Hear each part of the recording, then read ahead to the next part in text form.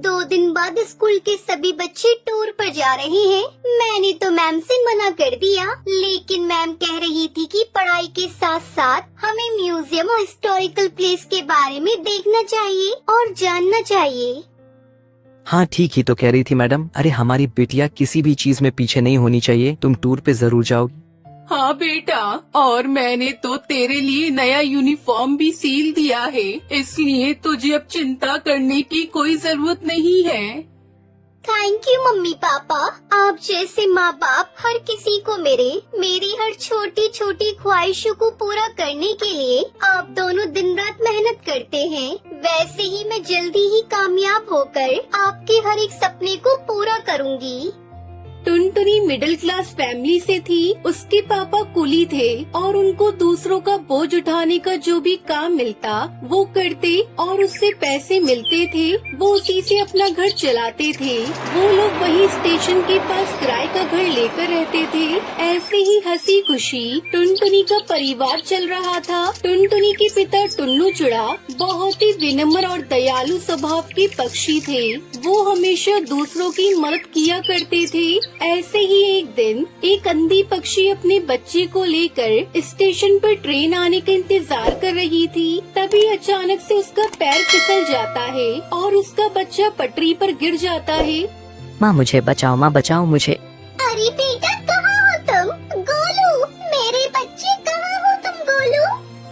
वो अंधी माँ बेबस होकर इधर उधर अपने बच्चे को तलाश रही थी। गोलू ट्रेन की पटरी पर रो रहा था और तभी उधर से तेज रफ्तार से हॉर्न देते हुए ट्रेन आ रही थी। तभी टुन्नू चुड़ा की नजर उस रोती हुई माँ और बच्चे पर जाती है। वो तुरंत ही सामान वहीं रखकर तेज रफ्तार से दौड़ते हुए पटरी पर जाता है और बच्चे को उठाकर स्टेशन पर रख देता है। तभी ट्रेन आ जाती है और टुन्नू चुड़ा अपने साहस भरे जज्बे के साथ उस बच्चे को तो बचा लेता है, लेकिन वो खुद को नहीं बचा पाता और उसकी वहीं मौत हो जाती है। ये खबर जब उसके घर वालों को पता चलती है तो उनके ऊपर मानो जैसे दुखों का पहाड़ टूट पड़ता है। वो लोग फूट फूट कर रोने लगते हैं।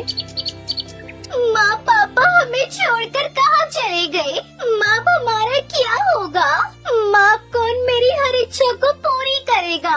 अब मुझे कौन पढ़ा लिखा कर अफसर बनाएगा? वहीं टुनटुनी की माँ टूनी की भी तबीयत खराब हो जाती है। अब घर की सारी जिम्मेदारी टुनटुनी चिड़िया पर आ जाती है। ऐसे ही 1 महीना बीत जाता है। माँ मैंने दाल और रोटी बनाई है, चलो माँ थोड़ा सा खाना खा लो। तुम खा लो बेटी, मुझे भूख नहीं है। माँ अगर आप नहीं खाओगी तो फिर मैं भी नहीं खाऊंगी। थोड़ा सा खा लो ना माँ। आपको इस तरह देखकर पापा को भी अच्छा नहीं लग रहा होगा। प्लीज माँ खा लो। उसके बाद टूनी चिड़िया थोड़ा खाना खाती है। इसी तरह समय बीत रहा था। इस बीच टुनटुनी का 10वीं का रिजल्ट आता है और वो अपने पूरे स्कूल में टॉप करती है।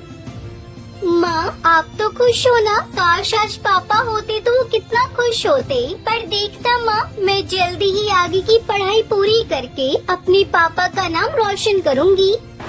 टुनटुनी ये सब कह रही थी कि तभी वहाँ पर उसका मकान मालिक कड़कनाथ सेठ आ जाता है। देख टुनटुनी, अब तुम दोनों अपने रहने के लिए कोई दूसरा ठिकाना ढूंढ लो, क्योंकि यह घर मैंने किसी और को किराए पर दे दिया है। मालिक, घर देने से पहले एक बार आप हमसे पूछ तो लेते।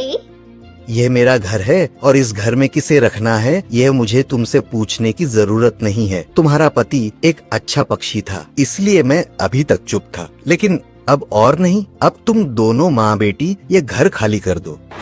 उसके बाद दोनों माँ बेटी रोते हुए घर से निकल जाती है। माँ अब हम कहाँ जाएंगे माँ? जहाँ भी किस्मत ले जाए बेटी। चल बेटी मेरे साथ चल। उसके बाद दोनों माँ बेटी घर की तलाश में निकल पड़ते हैं, लेकिन उन्हें कहीं कोई घर नहीं मिलता। वो दोनों एक सुनसान सड़क पर बस चले जा रही थी। तभी एक तेज रफ्तार गाड़ी आती है और टूनी चिड़िया को टक्कर मारकर चली जाती है। माँ ये आपको क्या हुआ माँ? अरे कोई है तो मेरी मदद करो। अरे कोई है।